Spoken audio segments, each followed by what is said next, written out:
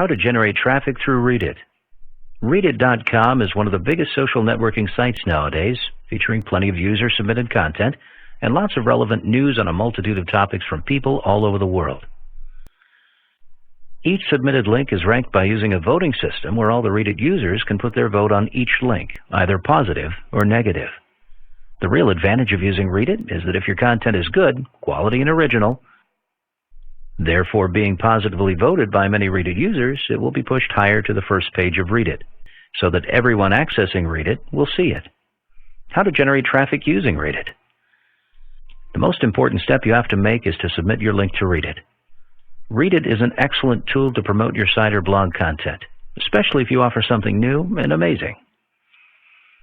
Nowadays, Internet users are attracted by new things, not old, boring ones. After you activate your account, you'll be able to submit as many links as you want, getting direct traffic to your site.